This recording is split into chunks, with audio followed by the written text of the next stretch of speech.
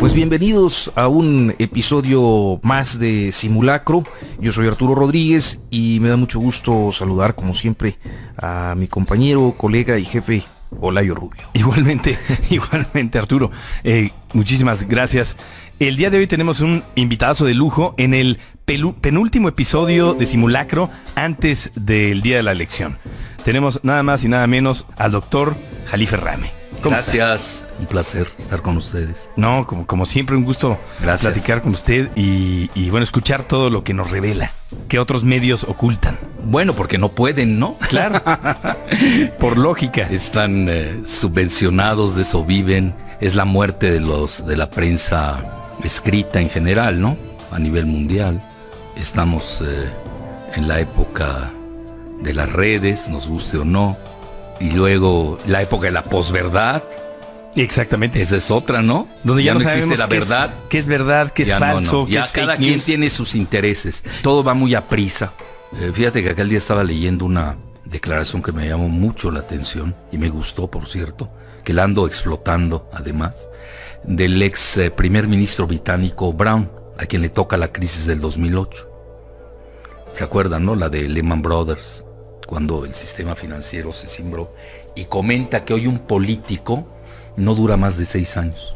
Digo, obviamente en ejercicio, porque es tan rápido la sucesión de eventos, luego viene la participación ciudadana, guste o no, que se desgasta rápidamente un político. O sea, el bono, por ejemplo, si pensáramos en el bono electoral o en esta ventaja que se supone tendrá López Obrador el 1 de julio, como anticipan muchos instrumentos de medición, ¿usted cree que se le puede revertir en breve?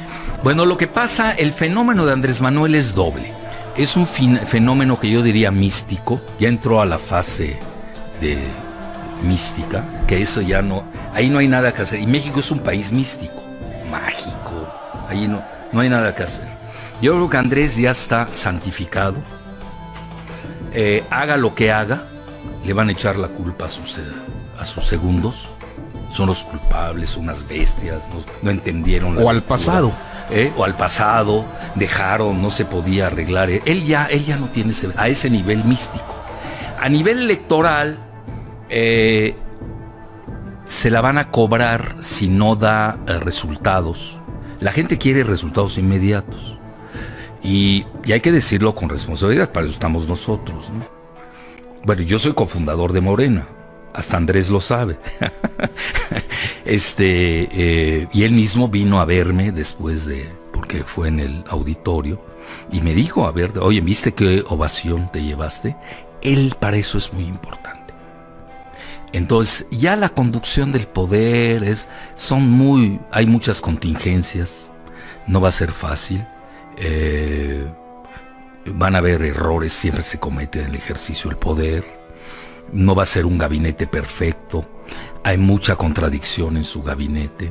Todas esas contradicciones al final se pagan, porque implosionan a un partido, pueden implosionar. Además, Morena es un conjunto heteróclito de tendencias.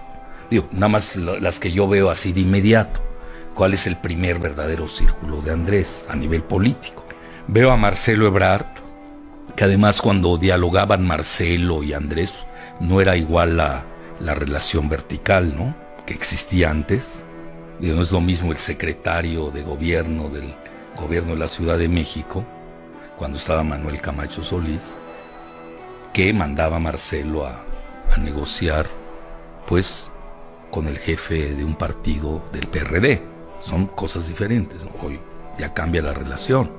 Hoy estás hablando de un presidente con un corte místico, que es muy importante. Es decir, hace mucho que no teníamos... ¿A quién se podría parecer Andrés? Bueno, él quiere parecerse a Lázaro Cárdenas, ¿no? Pues sí, un fenómeno carismático. Sí, carismático, nos gusta, ¿no? Pero que rebasa, ¿no? Porque en México así somos. Somos muy dados a endiosar, ¿no? Y hoy hay un sector de la población, nos guste o no, lo tienen totalmente endiosado. Es interesante porque es a mitificar, pero también a mistificar. Sí. Que eso es interesante. Arturo ha estado cubriendo la campaña de López Obrador para el semanario Proceso durante todo este proceso, valga la redundancia, y Es que hay dos procesos. los procesos. Efectivamente. Y nos platica, Sí, ¿verdad? De sí. cómo la gente El fervor. se acerca. Hay lugares, naturalmente Tabasco, algunas zonas de Chiapas, lugares sobre todo en estas entidades, Guerrero, El sur. el sur, no Sur todo pobre. el sur, Ah, pero el la sur, mayor parte. el sur muy pobre, El sur, sí. donde el fenómeno a mí me sorprende por la gente que le lleva a los enfermos, la gente que le lleva a los niños, no les importa lo que es prácticamente una estampida, de tumultos que intentan tocarlo, con tocarlo basta, Sí, sí. la gente llora. Como un papa. San Andrés. San Andrés, en esas... Si no lo santifica Francisco, nosotros lo vamos a santificar. San Andrés, ya. Pa- Ya el- entró a esa fase, nos guste o no, ¿eh? Pero ahora que decía usted lo de los tres PIB, yo creo que también en esta lógica de los tres Méxicos, en el centro occidente, o sea, el Bajío, Jalisco, el norte del país, hay algo que yo tampoco había visto y que es una participación muy activa de una clase media que normalmente tiende al PAN o al PRI, dependiendo de quiénes sean los... Pero desilusionada, ¿no? Esa clase media. Porque bueno, Anaya, yo no creo que alguien lo quiera santificar. Ni su esposa. No, me refiero a una clase media que trata de participar con Andrés. Sí, a eso yo me estaba a refiriendo un también. apoyo- Eso es nuevo. Eso es nuevo. Pero ahí es también muy entendible. Mira, yo que he seguido bien a Andrés en estos periodos, el primero más que el segundo, él en el segundo estaba desganado, es la realidad. Él si hubiera querido, quizás la pudo haber ganado, ¿eh? Pues la primera se ganó, que andamos ahí. Ya hasta en el PRI lo reconocen, el mismo de la Madrid, Moreira, ya para que no, acá andamos levantando lápidas. Esa se ganó y fue un fraudazazo. Y luego la segunda, a él siento que le faltaron ganas. No quería ganar. No lo sé, es que ya entrar al pensamiento de Andrés es difícil, ¿no?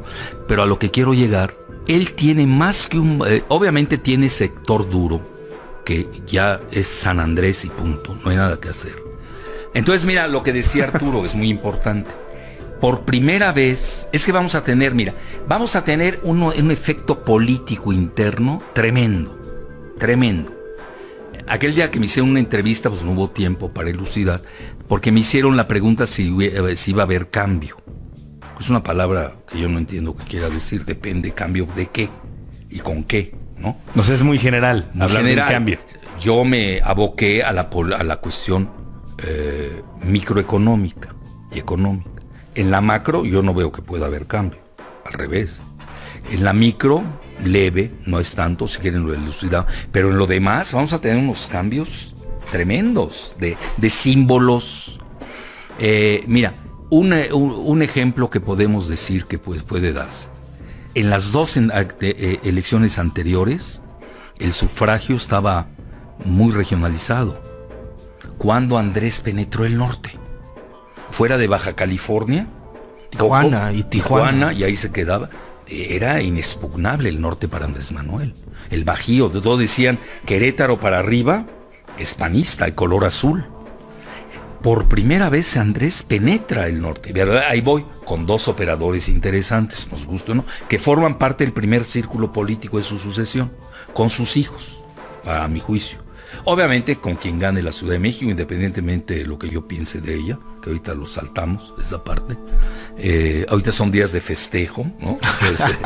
De la selección, entonces no vamos a echar a perder esa parte. Estamos grabando esto en martes 19 de junio, Sí. para que quede muy claro el La momento, fecha, sí. porque Hace todo 2 puede días. cambiar. No, pero yo me refiero al reflejo de la selección. no, yo sé. Ah. Y ahorita que decía el doctor de cómo todo es tan rápido, lo de la selección, que es un hecho que en otro momento tendría matices de historicidad y de muchos días de... Ahorita parece pasó. que ya pasó, ¿no? Parece viejo. Sí. Fue el domingo, hace 2 La días. rapidez. Sí. del Hay una evento. velocidad en la información Entonces tremenda. ahí tienes a Marcelo Ebrard manejando la parte interesante, que él siempre se ha manejado. Acuérdense que el partido del centro, ¿no? Con Manuel, Y muy Padilla. discretamente a nivel medios, ¿no? Lo ha hecho. Sí, bueno, el Twitter, aunque ahí de repente se le va el pie, ¿no? Sí. Aquel día se le fue. Aquí hay que, mira, yo tengo algo que a veces no le gusta a cierto tipo de gente. Yo soy crítico por antonomasia. Es decir, yo tengo que ser crítico, esa es mi labor, no soy político. Aquel día estaba cenando con 2 políticos de Alcurnia real, ya en elevado escalón. Me dicen, tú eres tu principal enemigo. A ver, ¿por qué me dices eso? Es que le pegas a todo mundo. No, para empezar no le pego a todo mundo, no vamos a discriminar, pero soy crítico. A México le ha faltado la crítica. Yo creo que si nosotros vemos cuál fue uno de los tropiezos del país, si a Peña le hubiéramos dicho todos, oiga, señor presidente, piense, esto no va así, no es Saving Mexico, no es Mexico's Moment, todo, no tendría un final tan triste, ¿no? Porque no te compensa, mira, ser presidente 6 años es nada. Porque si no eres buen presidente la pagas de por vida, con tus hijos. Es decir, al final dices, ¿y para qué diablos fui presidente? Esas cosas a veces no las notamos. Entonces la que tenemos que enseñarnos en México, porque tenemos una democracia todavía muy incipiente. Imagínate, un modelo griego, que es la democracia, ¿no? Implantado en Tenochtitlán. Bueno, país vertical de pirámides, de sacrificios. No es fácil implantar. Y no fue hace tanto tiempo. No, en realidad. Pero no es fácil. Bueno, realmente la democracia mexicana, como algunos la empiezan a traducir, es que se da con la alternancia, ¿no? Pues es lo mismo. El PRIAN. Eso era el PRIAN, que era el gatopardismo, ¿no? Hay que cambiarlo todo para que todo quede igual. ¿No es un poco lo que está pasando con Andrés en este momento, que trae actores del PRI, del PAN, históricos, del PRD? Ese es su peligro. El PRIAN RD. Primor le están llamando. Primor. Sí, porque Andrés es más cercano al PRI. Él fue priista. A veces nos olvida que Andrés fue priista en Tabasco. Y tiene muchas formas del PRI tradicional. Sí, ¿no? Se quedó con esa manera de actuar, ¿no? Del PRI, desarrollo estabilizador, toda esa fase bondadosa que tuvo el PRI, que la tuvo, ¿no? Make Mexico Great Again, parecería su eslogan. Sí, es, sí. Hagamos a México grande otra vez. Bueno, hoy el Washington Post sacó que es el nuevo Trump. No, Andrés no es racista. Sí, pero como lo comentamos, bueno, lo comenté yo fuera del aire, parece que Castañeda escribió ese artículo. Aunque yo le plantearía a usted, que es un internacionalista experimentado y muy conocedor de los fenómenos internacionales, si no hay algunos rasgos muy específicos de el discurso no por Trump, sino como parte de un proceso que está ocurriendo en diferentes naciones, de volver hacia adentro, de pensar en el mercado interno, de pensar en volver a colocar barreras arancelarias, no sé si usar la palabra nacionalismo sea correcto, pero sí de fortalecimiento estatal, digamos. Bueno, sí, las dos. Bueno, lo que ves es que Andrés, y por eso llega, tiene un voto antisistema que lo beneficia. Es decir, yo no sé qué esté votando más. Andrés siempre ha andado en el 30% de los votos. Esa fue. Ya ese 20% de más, esos vienen del PRI, y de los molestos del PAN. Yo más que nada lo veo del PRI. Ahí, porque es más cercana esa vieja ideología, ese PRI que se descuidó con este PRI itamita, ¿no? Que es neoliberal y todo. Bueno, pues ¿qué es el PRI? Pues el PRI viene de la Revolución Mexicana, ¿no? Y Andrés es muy historicista en ese sentido, ¿no? Es muy Benito Juárez, muy Madero, muy... el nacionalismo revolucionario. El de él es un nacionalismo sui generis, porque sí es nacionalista, sin duda. Es muy sureño, cuidado. Que ya necesitamos un presidente del sur, está abandonado. Yo voy seguido a Tabasco. Tienen menos 11.2 de crecimiento. Menos 11.2. Y tienen todo. Tienen agua y tienen petróleo, que son las dos joyas estratégicas del siglo XXI. Y ahí les ha hecho daño. Junto Campeche, -8. Bueno, algo anda mal. No puede ser que... Y Aguascalientes tiene 11.2 de crecimiento. Bueno, entonces hay una balcanización de facto del país. Entonces, Andrés, hay una serie de convergencias. En lo económico se da la desglobalización. Nos obligan... Estados Unidos es el que rompe el TLC. Y eso Andrés está feliz con que se rompa. Es Estados Unidos que lo rompe en forma unilateral. Esos se entregaron demasiado. Es ese PRIAN que gobernó, que viene gobernando, yo diría empieza desde la Madrid, lo que pasa es que se lo endosan a Salinas. Yo creo que... con el GATT y todo. Sí, todo eso. Ahí empieza, lo dijo López Portillo, lo dijo creo que con ustedes, ¿no? Soy el último presidente de la Revolución Mexicana. Y yo, fíjate los términos, qué bueno que me preguntaste eso, Arturo. La palabra regeneración, que usa mucho, ¿no? De Morena, ¿no? Regeneración, ¿qué quiere decir? Bueno. Él quiere regresar al 19 de Benito Juárez, en específico, y regresar a la parte de la Revolución Mexicana y de Lázaro Cárdenas. Ese es el México que a él le gusta, porque no creo que a alguien le guste el México de Fox y el México de Calderón. Eso no es lo que yo siempre he dicho, que es, en 2006 efectivamente hubo un fraude electoral y en el 2000 también hubo un fraude. El fraude fue Fox, sí, precisamente. Fue doble fraude. Doble fraude. Bueno, entonces, eso es, a nivel económico es claro, estamos yendo a regionalismos mundiales, a desglobalización, y su equipo de economistas, al menos los que yo detecto, sobre todo Genaro Esquivel, que le están dando mucho juego, es un connotado economista, capaz, pero no es monetarista. No es neoliberal, no es librecambista, él es keynesiano. Y a Andrés le gusta eso, la infraestructura, que el canal, bueno, no puede hacer el canal del Istmo, pero sí quiere hacer el multimodal del Istmo de Tehuantepec, que es una gran idea, que obviamente va a beneficiar al sur del país. Ahora, gran problema, no estoy viendo geopolítico, no me estoy candidateando, que conste. Pero no estoy viendo geopolíticos en el equipo de Andrés. Es decir, al final del día, sí necesitas una guía. Por yo puedo tener las mejores voluntades, el mejor programa, pero pues no lo puedo implementar. ¿Por qué? Porque estás en una jaula geopolítica. ¿Y cuál es la jaula geopolítica que yo manejo como concepto? Bueno, pues es los tratados de Bucareli de 1923, donde ya... era obvio que querían el petróleo de México, basta leerlos. Aunque son secretos, todos los tenemos. Todos tenemos una copia de esos tratados. Pero no hay que decirlo en voz alta, porque luego nos meten juicios los de Estados Unidos y los de México, por supuestamente son secretos. Y luego viene Brzezinski, que dice en 1970 no queremos un Japón en la frontera. Y luego viene la serie de tratados, que es muy interesante. Primero el libre comercio, que ya feneció, ya lo liquidó Trump. No se quieren enterar aquí. Algún día se van a enterar, ¿no? Pues ya, Trump es el que no quiere el Tratado de Libre Comercio. Y López Obrador tampoco, entonces. López Obrador ha sido precavido, fíjate, en eso. En declaraciones. En declaraciones. En el fondo, tenemos que tener una excelente relación con Estados Unidos. Él la tiene con el Partido Demócrata. Siempre la ha tenido. Acuérdate, cuando él era presidente del PRD, él pues tenía buena relación con el Partido Demócrata. Fue a apoyar la campaña de Obama a California, no hay que perder de vista. Su otro cercano, ya hablamos de Marcelo, pues muy amigo Villarraigosa, que no le fue bien las elecciones de California ahorita, por cierto, pero también es amigo, amigo entre comillas, ¿no?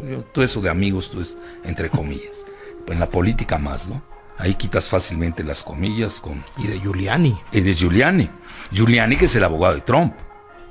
Ahí puede ser interesante porque eso le da un nivel mayor a...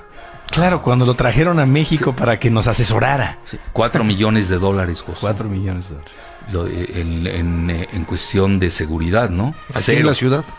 Y pues ve cómo está la ciudad, ¿no? Van a decir es que ya no le tocó a Marcelo. Bueno, está bien. Entonces, luego viene, también tienes a Monreal, que es un personaje interesante. que maneja la parte noreste, ¿no?, del electorado de Andrés. Es decir, los dos han tenido buena penetración en el norte, ¿eh?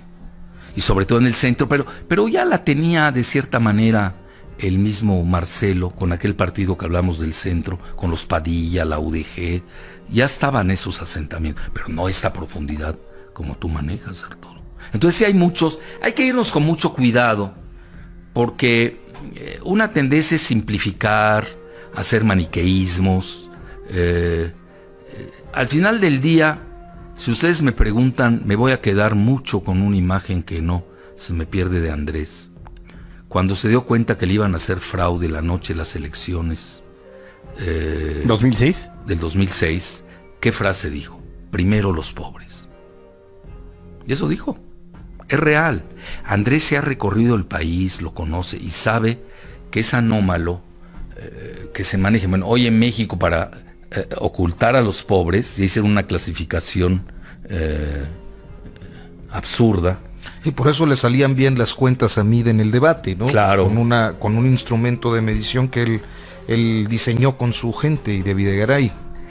Pero ¿cuál es la que maneja la misma CIA para México? Manejan pobreza extrema, que son 20 millones, y la pobreza sola, ¿no?, que son, no sé, 50, no sé cómo, yo ya ni sé cómo se manejan esas cifras. Lo que podemos decir es que hay 80 millones de mexicanos pobres. Eso es anómalo. Y no puede ser que los migrantes aporten en equivalente una gran cantidad de los ingresos nacionales. Si tú te pones a ver y desglosas bien el ingreso de México, es preocupante. Pues estamos hablando en primer término, es el síndrome del Chapo. Ingresa mucho dinero por esa vía, nos guste o no. Estás hablando de cuánto gustan las cifras. Yo he manejado de todas. A mí, por ejemplo, he leído la de Genaro García Luna, que Oben sabe del tema. Manejó 63 mil millones. En la época de Salinas se manejaba 110 mil millones de dólares. Y hay otros círculos que llegan a manejar hasta 500 mil millones de dólares. Entonces me preguntan por cuál me pronuncio. Yo creo por la de 500 mil millones de dólares. Entonces el primer ingreso nacional. Bueno, segundo ingreso, las remesas. Es decir, ¿cómo puede ser que un país todo dependa del exterior? Y ahí es muy peligroso el pleito con Trump. Ahí nos pueden pegar. Veamos nada más el pleito con China. Está tremendo ese pleito. Trump es peleonero, pero sabe qué y cómo pelear, porque sí trae agenda. Mira, lo más fácil, en México tendemos mucho a despreciar muchas cosas. Es una evasión, ¿no? Al final de cuentas no quieres analizar, no quieres ver la realidad y le evades con la negación. ¿Cuál es una negación? Trump está loco. Oye, no me resuelve nada a mí que me digas que está loco. Porque ahí tienes un presidente que trae una agenda muy clara y donde está, el mismo Putin lo dijo el otro día. Dijo, Trump está cumpliendo sus promesas de campaña. Ahí está, ese es Trump. Y obviamente, yo acabo de publicar un libro, lo digo no en plan publicitario, pero pues ya cada día se asienta más. Estoy viendo la palestinización de los mexicanos con Trump y la israelización de Trump en su política migratoria. Sobre todo con lo que está pasando justo en este momento, los niños que están enjaulando literalmente. Pero eso lo han hecho los otros presidentes también. Lo ves que ahora se aprovechan y le pegan. Sí, porque él lo hace visible por sus declaraciones. Es parte de su propaganda. Sí. Pero hasta su esposa está haciendo activismo contra el pero es maltrato. vivo. La manda para ver que negocia. Lo que él que quiere. O sea, su pega muro. por acá, papacha Sí, por acá. sí. Ya lo vimos con Kim Jong-un, el norcoreano. Todo lo que se dijeron, ¿no? Y ahorita todos estamos Sí, contentos. intercambio de insultos y ahora Sí. mejores amigos. No, y se abrazan y eso. Y México queda bien.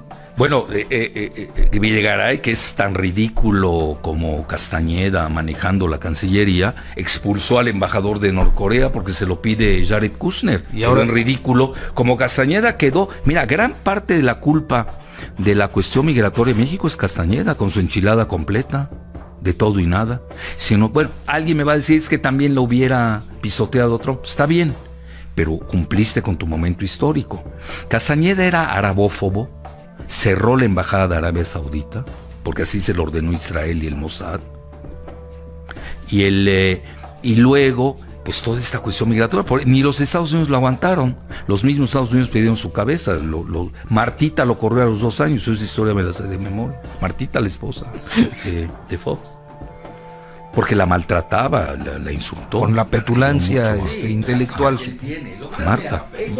Sí, clásica que él tiene. Lo que pasa es, mira, él cuál es su fuerza, porque una persona que habla tanto, que es tan locuaz, que está día y noche en los medios y todo, lleva 25 años en los medios. ¿Qué ha conseguido? Nada. Hoy es el triple fracaso de Castañeda en esta elección. Triple. Pierde él como independiente, que nunca fue. 2, lanza a Ríos Peter de independiente, que fue otro fracaso. Y luego mal asesora al niñito Anaya, donde ahí te faltan gentes maduras que la tenía. Anaya pudo haber sido muy competitivo, ¿eh?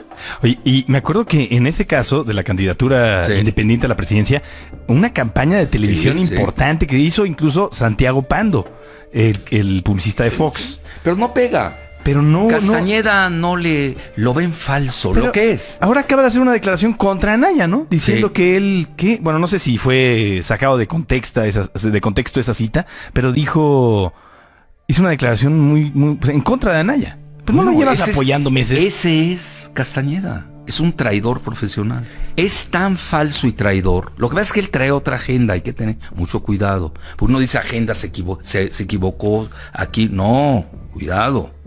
Hay que ser más precavidos en eso. Mírate, yo mismo estoy poniendo controles a lo que digo.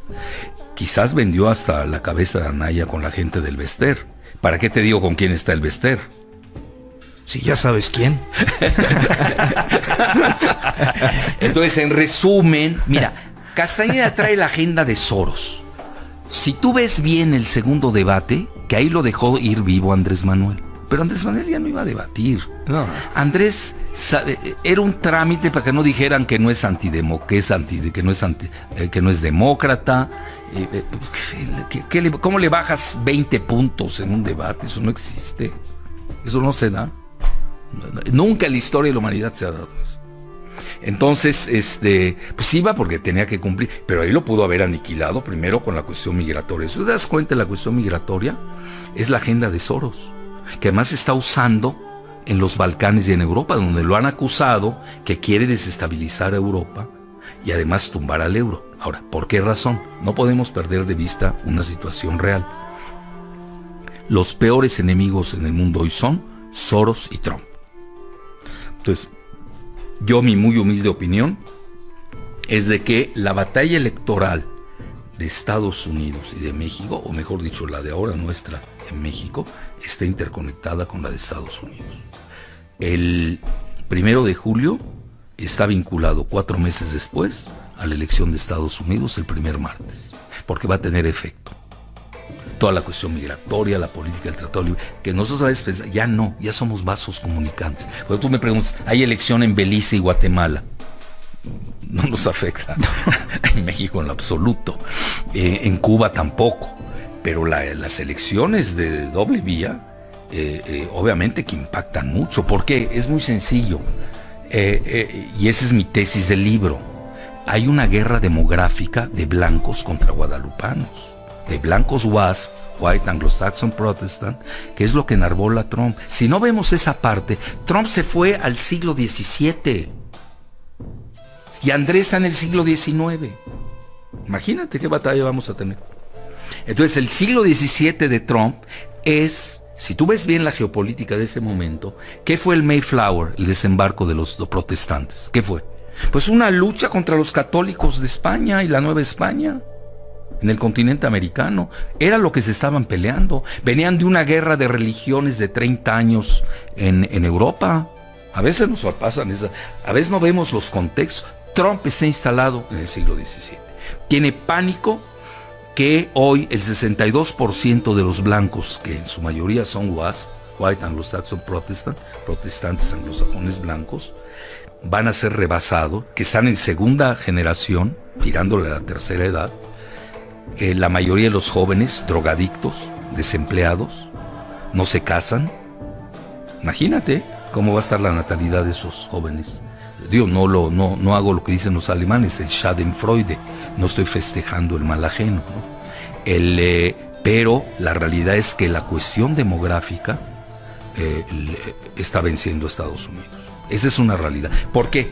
Porque el 18% de lo que llaman Hispanics, que yo no sé qué es ese terminajo, Hispanics, prefiero todavía el de latinos, el 80% son mexicanos. Cuidado. Pero ellos están en la primera edad, tienen una edad de millennials en promedio, y en 20 años va a ser la primera minoría étnica de Estados Unidos. Se dice fácil, pues ya no van a haber mayorías. Se va a volver otro país. Por eso Estados Unidos hoy está en una fase implosiva que no queremos ver. Hay que tener mucho cuidado, mucha tranquilidad frente al fenómeno. Hoy necesitamos de gente que entienda la historia de Estados Unidos. Y les voy a decir algo muy grave, no los veo en México. Castañeda no sabe nada de la historia de Estados Unidos. Él tiene la historia de Israel, pero la de Estados Unidos no la conoce. Tan es así que cometió muchos errores. Si a mí me hubiera, y no me estoy candidateando, si yo hubiera sido canciller, yo aceptaba el arreglo migratorio con Colin Powell en ese momento. Nos hubiéramos evitado muchos problemas. Yo ya, it's too late, ya es muy tarde, y ahora Trump es una guerra. Mira, es doble la guerra, demográfica real, pero también electoral. Porque a dónde va, y va a ser hasta pleonasmo, ¿a dónde va el voto mexicano? Pues es demócrata, es la realidad. La mayor parte del voto, el voto de los latinos, hay que matizar, no es lo mismo el voto latino en Florida, que es muy pro-republicano, muy anti-Castro, ¿no? Es otro tipo de latino. Es otro tipo de latino, ¿no? Ahí está el mejor ejemplo, son Ted Cruz, son Marco Rubio. No, se te erizan los cabellos, dices, no puede ser esto, ¿no? Otro tipo de los latinos que viven en California, en Texas, que son ya no se diga en Illinois. Me quedan a mí dos temas. A ver, uno, creo que no agotamos, por alguna razón, brincamos a otro asunto sobre los círculos que acompañan a Andrés. Sí. O sea, decíamos, está Ebrard, está Monreal, que salió más adelante. Poncho Romo, ¿quién más, doctor? Los hijos de Andrés. No sé si Jesús Ernesto vaya a ingresar en la política. Ya tiene 14 años, si no me equivoco, ¿no? No. ¿Cuántos? 9 o 10. No, ya está en los 14. ¿Y Andy? Sí, bueno, Andy, no, el mayor es José Ramón, 30 y pico. Luego viene Andy y luego Gonzalo. Ellos tres, bueno, ahí está. Andy está en la Ciudad de México, José Ramón Edomex, ya Gonzalo maneja Tlaxcala, sí, pero desde Tlaxcala tiene a punta de mira Puebla, donde Andrés obtuvo la mayor parte de los votos en la elección pasada. El Puebla puede ser que caiga en manos de Morena. Y por lo que veo, la venta que hicieron ahorita de Anaya en Veracruz, puede ser que sea parte de que se quede un Yunes en la dinastía, ¿no? Puede ser. Pero ahí está muy competitivo Morena, muy.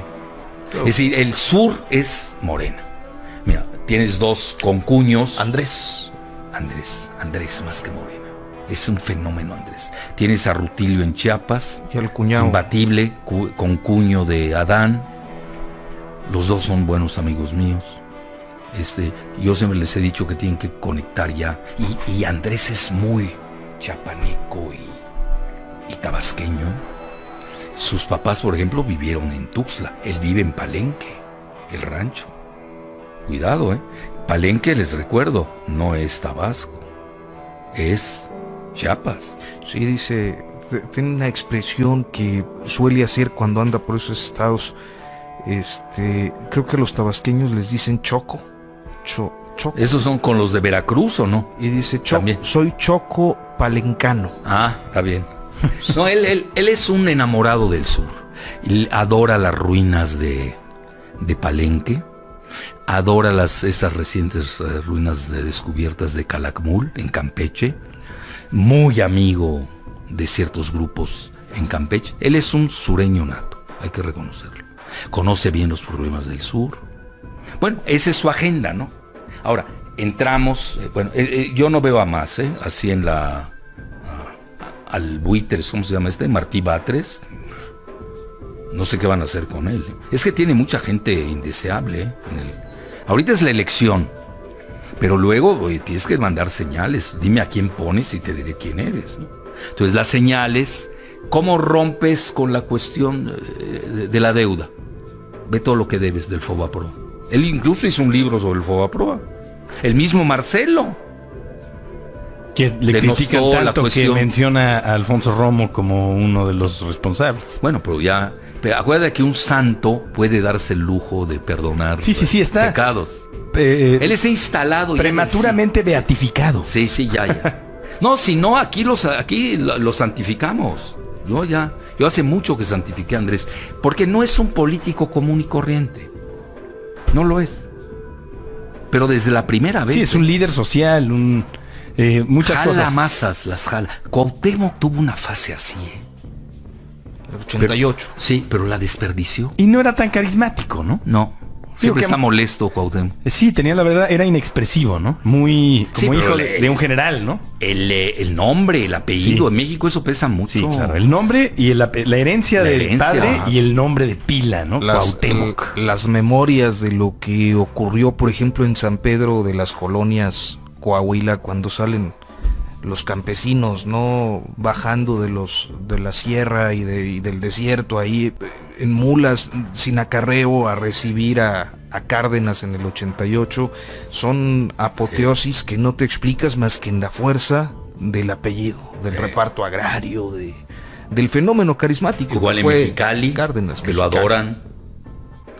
Pero pues él, no sé, ya pasó ese turno. Y hoy Andrés, fíjate que ha sido muy hábil Andrés, porque, bueno, no me quiero meter aquí en Honduras, pero obviamente es notorio que no hay buena relación entre Andrés y Cuauhtémoc. Buena con el hijo de Cuauhtémoc, fíjate, con Lazarito. Tiene buena relación con él. Pero Andrés siempre ha manejado la efigie del general Cárdenas. Nunca ha roto con ella, pese al distanciamiento relativo que tenga con Cuauhtémoc en relación al manejo del PRD, ¿no? Y que ha es un sido- partido en vías de desaparición, ¿no? Creo que esa es la mejor noticia, ¿no? Que tenemos. Sí. Bueno, de ese y del verde y del No banal. sé, ¿sí? Bueno, esa es otra, ¿no? Esos partidillos que antes se manejaban con los partidos bonsai, ¿no? No sirven para nada. Los mini partiditos Hay que ahí. hacer, hay que para diluir, sí, para diluir pero votos. no, para... y hay que pero Yo como me acuerdo, los criticabas desde los 90, Olayo. Sí. El Frente Cardenista, ¿te acuerdas? Aquel de Aguilar Talamantes, que era el ejemplo de lo que no debe ser en la vida Sí. pública. son muy costosos, no el sirven. PESUM. ¿Se acuerdan del PESUM? El PARM. El PARM. Eso lo tenía el todo. sector militar, etcétera. Entonces, mira, esos son partidos travestis, mercenarios, que no ameritan. Se lo dieron a Cuauhtémoc como parte de una negociación por el fraude de Salinas. ¿Para qué lo acepta, no? Fue una trampa que le metió Camacho en ese momento. Él aceptó, bueno. Y de lejos Camacho medio tenía incumbencia. Y luego ahí le dan golpe de estado también a Cuauhtémoc en el PRD, ya se conocen ustedes la historia, ¿no? Y al final ya ni Andrés quería estar ahí, lo hizo muy bien, por cierto. Entonces, yo regresaría, mira, qué bueno que tocaron esta parte, la partidocracia mexicana es una porquería. Pero Morena no parece terminar de conformarse en partido, pareciera una plataforma de López Obrador, ¿no? Sí. Es Andrés Manuel y un movimiento, que donde caben todos. Es muy interesante, una coalición donde cabe Taibo y donde cabe Poncho Romo. Nada más, bueno, que quepan, está bien que te sirva el ala izquierda para poner en jaque ¿no es a la eso derecha. lo que caracterizaba al PRI PRI en términos ideológicos, la no ideología? El incluir a todo el que se alinee de alguna manera a un proyecto. Bueno, el PRI, acuérdate que primero nace con 4 sectores. Exacto. Incluso el militar, que se nos olvida. Luego tenía el partido el campesino, el popular, ¿no? Pero ya que no podían de alguna manera sostenerse en los grandes mitos de la revolución, pues se olvidaron de cualquier ideología. No, y pero la ellos ideología tenían algo que se llamaba la ley del péndulo. ¿La recuerdas? No. Sí, la ley del péndulo era fascinante en el PRI. Se escogía uno de izquierda y luego uno de derecha. Claro. Para Dentro. claro. Para equilibrar. Y eso le dio una estabilidad al PRI. El PRI pierde Una su alma. alternancia interna, digamos. Interna. Pero además muy inteligente, ¿eh? Era otra época, estaban en la Guerra Fría. Se podía manejar. Y luego el PRI pierde su alma cuando se vuelve itamita. Vamos a ser priista e itamita. O sea, con la tecnocracia. No, itamita, que es peor. Específicamente. No, itam, estás hablando de un concepto de Norteamérica, de integración de Norteamérica. Y Norteamérica es Canadá, Estados Unidos y México. Y llega Trump y les tumba todo. Es decir, no es que pierda, aquí eso es lo que está sucediendo. Fíjate, hay cosas personales que aquí se analizan muy bien y podemos hacer psicoanálisis y nos pasar las biografías y todo. Pero hay cosas estructurales también de cambios tectónicos globales y regionales. Uno de ellos es la desglobalización. El modelo neoliberal agotado no sirve. Andrés siempre lo criticó. Pues, ¿yo en qué convergía con Andrés? Pues en eso, ¿no? Esa era nuestra convergencia. Ya no, doctor. En algunas cosas sí, en otras no, depende, ¿no? Dime el tema. Es que yo ya no soy de partido. A mí me gusta más el método del siglo XXI, es de la ciudadanía digital. Dime el tema y ahí estamos. Por ejemplo, privatización del agua, no. Si Andrés no está en contra, pues I am sorry, ¿no? Por temas. Obviamente al final haces la suma, bueno, con quién tengo más cosas en común que en contra, y ahí te vas. Pues yo no voy a mover al país tampoco, no enloquezco todavía esos niveles, ¿no? Pero me preguntaste a mi nivel, ¿yo qué hago? ¿No? Eso es lo que hago. Pero sí, los temas son fundamentales, ¿eh? Entonces, perdón, la desglobalización es básica. El modelo neoliberal agónico, retorno al nacionalismo, tanto nacionalismo en términos de políticos como en términos económicos. Eso también es cierto. Lo estamos viendo en el llamado mundo occidental, que México, nos guste o no, está en ese. Entonces, esos flujos sí existen. Sí se han movido esas placas tectónicas. Y es por eso es el momento de Andrés Manuel. Fíjate cómo convergen con él esas situaciones. Es interesante. Y la otra cuestión que se nos quedaba, muy importante abordarla con usted, es la de la ausencia de políticos en el equipo. Está, creo que, muy claro que quien lo orienta en temas de política exterior es Hugo Vasconcelos. Héctor Vasconcelos. Que no sé si sea alguien que en este momento y para las condiciones que justo nos acaba de describir, pues esté. Es que si yo digo facultado. Que hay que hacer, van a creer que me estoy candidateando. Prefiero no hablar mucho de eso. Yo lo que puedo decir es que Héctor, sin duda alguna, tiene el apellido del papá, que eso a Andrés le gusta mucho. También hay que ver eso, ¿no? La otra situación, Héctor le ha sido muy leal. Andrés sí. Con el tema de la lealtad. A él sí, la lealtad para él, aunque no sepa nada de nada, con el simple hecho de ser leal, lo va a escuchar y sabe que no lo va a traicionar. No va a tener un Videgaray. Que hoy un Videgaray, estaba hablando hace rato de esos dos altos políticos con los que fui a cenar el sábado, porque hay que informarse, ¿no? Sobre todo si son del otro campo, ¿no? ¿De la mafia del poder? De la mafia del poder. Y ya ves, él también. No, pues es que yo soy, acuérdate, analista, yo tengo que hablar con todos. Claro. Yo ahorita no estoy haciendo proselitismo por un partido, ya lo hice 2 veces. En esta ocasión tengo que adoptar la postura de analista crítico, aunque mi corazoncito sepamos dónde está. Es parcial, pero objetivo. Yo doy el punto de la tesis, pero también la antítesis. Que se escuche. Y que la gente escoja, ¿no?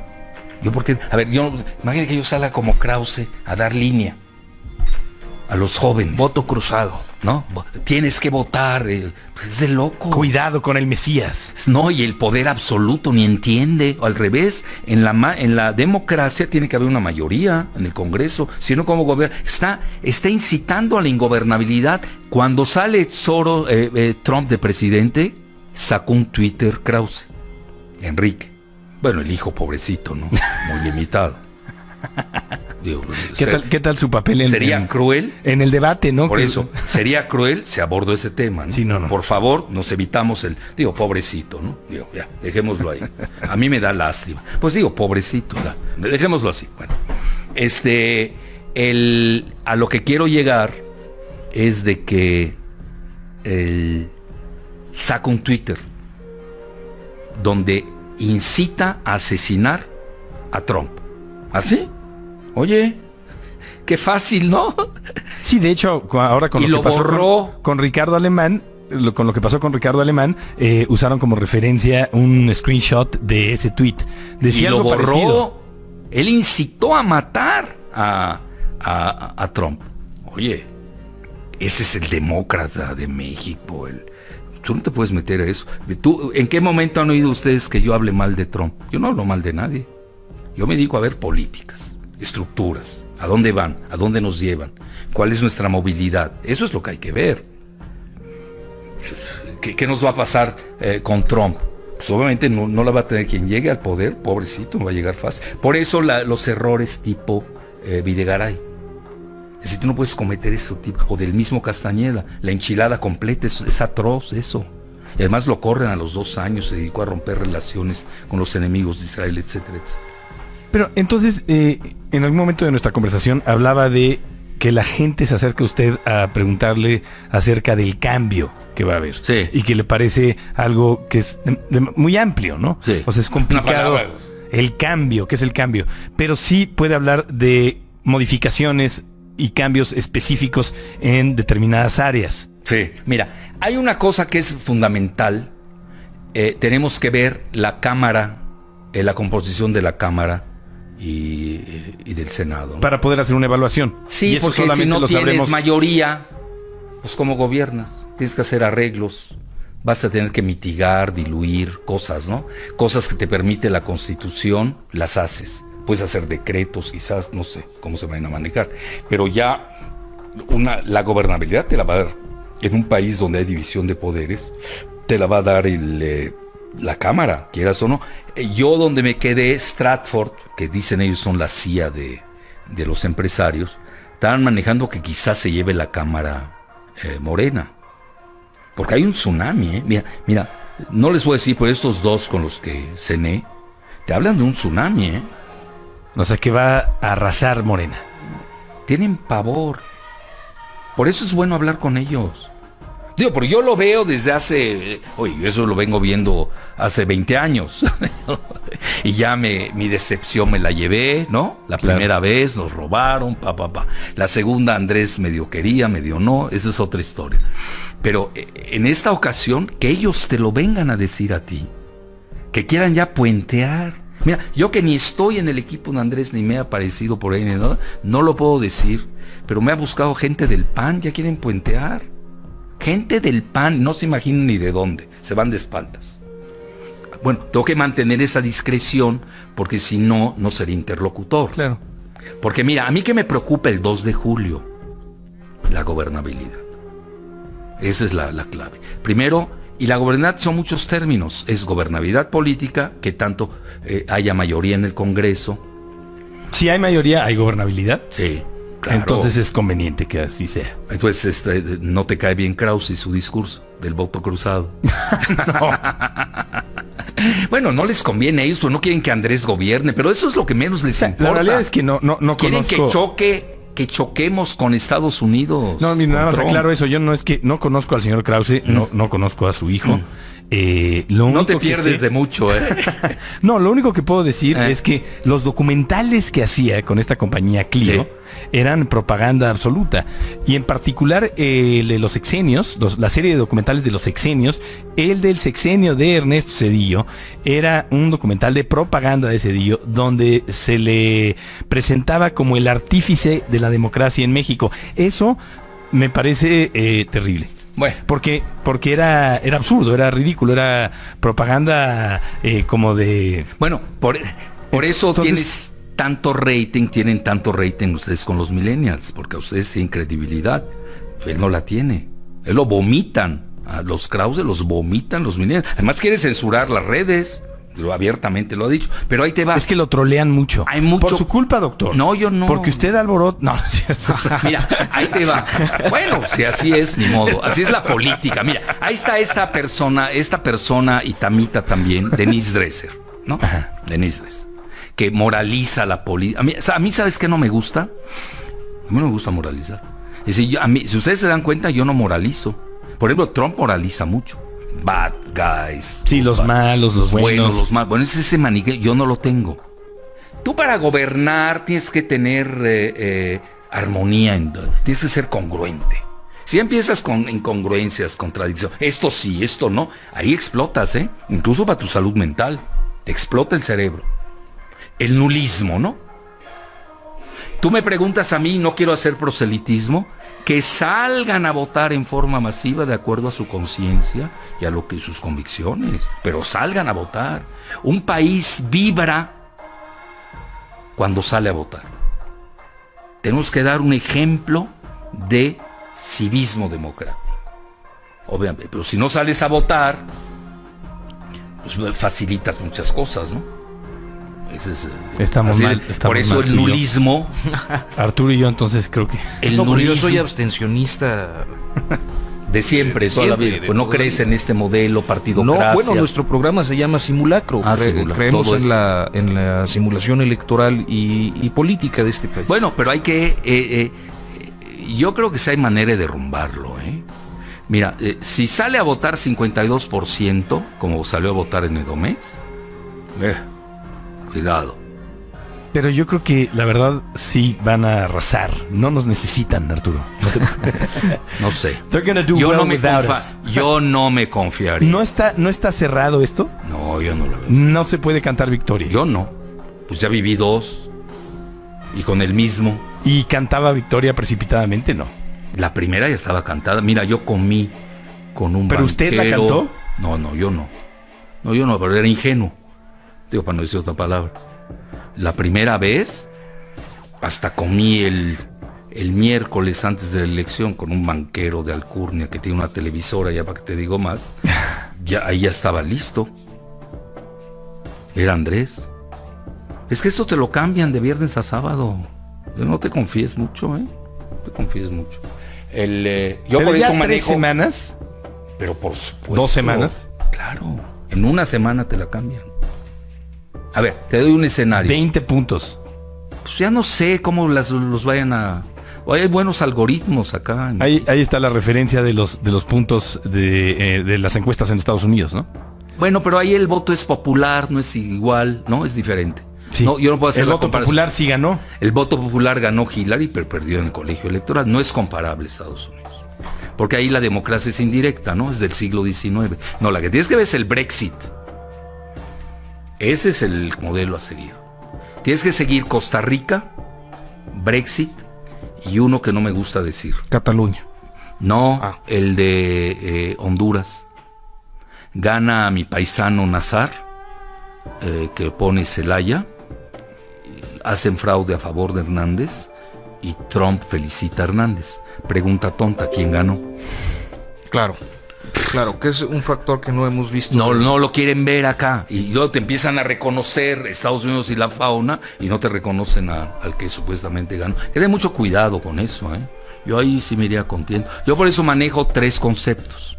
Y para la elección del 1 de julio. El primero es el rinoceronte gris. Es una metáfora que manejan mucho los chinos. Que ahí está enfrente de ti y no lo ves. Que obviamente es el triunfo de Andrés. ¿O el elefante blanco? ¿Es parecido? No. ¿Es una analogía distinta? No sé cómo es la del elefante blanco. No, perdón, el elephant in the room. Ah, no, ese es otro. Ese es un chivo en cristalería, diríamos en México. Okay. No, está suelto el elefante gris. El rinoceronte gris. Está frente a ti, no lo ves. Y se dirige hacia ti. Con su cuerno gigante a atacarte. Imagínate. Y no lo quieres ver. Bueno, es eso, Andrés. El 1 de julio. ¿Qué te gusta? 99%, momios. También yo leo igual que todos. Pero yo no dejaría el segundo. Que es el cisne negro. Que te rompe una sorpresa de cambio paradigmático.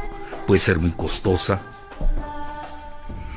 No sé si se quieran arriesgar. Oye, ahorita están viendo lo del agua. Nadie ha protestado la privatización encubierta del agua. Dice, no, es que son concesiones. Y de cuándo aquí una concesión y se hizo a las empresas privadas en el 7 mundial. de junio. ¿Qué tal si es el pago del fracking. Acuérdate, yo me dedico a la geopolítica. Sí, sí. No, perdóname. Luego, te da la FIFA la sede del Mundial, que es el concepto Norteamérica. Canadá, México, Estados Unidos. Eso es MID. MID es Norteamérica. Esas cosas a veces no las vemos en México. Entonces, otra cosa es también ¿quién ganó en Colombia? La OTAN. Oye, 12 puntos contra Petro. Cuidado, Digo, no, aquí están. Yo me iría contento. No hay que festejar. Algo traen. Todavía no lo detecto. Hoy leí una columna de X, muy gobiernista el periódico, que además tiene su portal, que tiene una silla súper rota, para no decir quién es. Pero es un gato del sistema. Y de entender cosas, lee entre líneas. Ricardo Alemán es chusco. Es un pistolero. No, estás a alguien que se maneja, léela entre líneas. ¿Sí la vieron o no? ¿Y no será wishful thinking? ¿Mío o de él? No, de él. No, un sistema ahí no. Saben mover sus plumas. Sí. Cuidado. Y la que dan a entender es de que sí va a haber declinación obligada de uno de los dos. El segundo lugar va a ser muy competitivo una semana antes. O sea, una declinación en una semana. Una semana. ¿Ya? En estos días. Recordamos que hoy es martes 19 de junio. En estos días de uno de los dos, obviamente quien declinaría es Anaya, no hay que ser genios para verla. Y dejan solo a quien te conté. Contra, ya sabes quién. Y ahí puede haber un fraude de 10 puntos, entras a una desorganización. Ese es el escenario de él, lo estoy leyendo. Entras a una gran desorganización y a otra vez, otra elección. Porque nadie aceptó el resultado. Tú me preguntas, escenario, el obvio, ya le levantamos el brazo, hasta todo el mundo sabe por quién voy a votar. Ese no es problema. Si mi voto sale sobrando. Estamos hablando de escenarios. Pero entonces, bueno, justamente hablando de escenarios, y como para dirigirnos hacia una conclusión, los cambios, pensando que López Obrador gana la presidencia, ¿cuáles serían los principales cambios que usted pronostica? Yo los veo, los que él ha dicho. Imagínate cambiar las sedes del gobierno en varias entidades. Es un cambio espectacular. Pero es espectacular. Le va a dar mucho beneficio mediático. Al sur, mucho. Mete tener Campeche, que está desahuciada, en -8 de crecimiento. Llevas la Secretaría de Energía ahí. Por lo menos haces algo, ¿no? Ayudas al crecimiento del sur. Todas las secretarías, a mí en lo personal se me hace espectacular. Yo no sé cómo las van a conectar, cómo va a funcionar luego, que se cayó el sistema, que no sirvió el teléfono, eso es otro tema. Pero en sí eso es muy espectacular. ¿Las intenciones de hacerlo son espectaculares? ¿O? No, pero descentralizar al país en eso, dime en dónde hay algo así en el mundo. Nadie. No existe eso. Pero Andrés, que además sí es cierto, porque mira, aquí que hay que ver, eso es muy importante. El porcentaje de votos que él tenga le va a dar más legitimidad. Si Andrés rebasa el 50%, va a ser un fenómeno. Porque es un país de tercios. Voy a llegar al 50% en una primera vuelta cuando no hay que segunda. Algunas encuestas es lo que están ya mostrando, ¿no? Imagínate. Hay que ser analistas en eso. Es verdadera mayoría. ¿Verdad? Ya tienes mayoría de facto. Pero además con otros eventos, mira, que no lo queremos ver. Sería la primera vez que llega un ex jefe de gobierno de la Ciudad de México a la presidencia. Claro, porque antes ni siquiera eran puestos de elección. No llegas. Coronel Rosal, que lo fue, ni siquiera lo aceptaron en el PRI. Te desgasta mucho ser jefe de gobierno. Esa es una. 2, tener al mismo tiempo y no ser un partido dominante y hegemónico, como está de moda decirlo. Tener al mismo tiempo presidencia y Ciudad de México. Oye, no estás jugando, Primera vez que lo veríamos. Desde los 90, desde principios de los 90. Desde Óscar Espinosa Villarreal. Ese era gato de quinta. De los más corruptos, ¿no? De la historia. Camacho. Manuel Camacho igual. Camacho. Manuel porque lo pone ahí Salinas, ¿no? pero era el mismo partido hegemónico. Sí, era el departamento del Distrito Federal. Sí, ¿no? Estamos hablando en la fase, entre comillas, de la post-alternancia. Sí. Post-90. bien? 97. Post-alternancia, para darle una definición. Exacto. Hoy no se había dado, ¿eh? No está fácil, ¿eh? Son cosas muy fuertes. Se da también un cambio en la parte simbólica, ¿no? Bueno, ahí es tremenda. Y ahí sí tiene, no, pero también tienes que tener gobernabilidad, ¿no? Pues si no la tienes, pues te quedas en santo y ya. Hoy el Vaticano opera con una función política, no es nada más santos y la pietad, son muchas cosas, ¿no? Entonces, eso es importante. Otra cosa a nivel de él desde la vez anterior le atinó a lo de la corrupción. Fue su target. Siempre. Le pegó, hay que reconocerlo, ¿eh? Quieras o no, le pegó. Con partidos desgajándose, ¿no? Y entre sí peleándose. ¿Por qué? Porque el modelo está agotado, esa es la realidad. No están peleando, güey. A ver, ¿por qué no se pelearon en la época de Fox o de Calderón?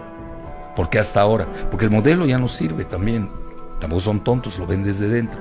Entonces ahí tienes que a él eso le beneficia. Y ahí vas a tener una relativa gobernabilidad, pero también tenemos que ver cómo viene la Suprema Corte de Justicia, que es el poder factor. Mira, nos guste o no, no hay morenistas en la Suprema Corte de Justicia. De aquí que les des la rotación, los cambies, nombres, pasa tiempo, ¿eh? Él va a heredar una Suprema Corte de Justicia itamita. Es una donde Diego pesa mucho, el ITAM.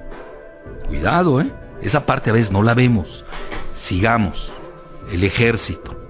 Lázaro Cárdenas era del ejército, no tenía ese problema. Andrés ya ha tenido roces y no ha hecho ningún pronunciamiento muy directo al respecto. Sí, como que no. ¿Sí? Sí, como que no. Por ejemplo, ha tenido, pues quiere cambiar el Estado Mayor Presidencial, quiere quitar, quiere hacer una Guardia Nacional.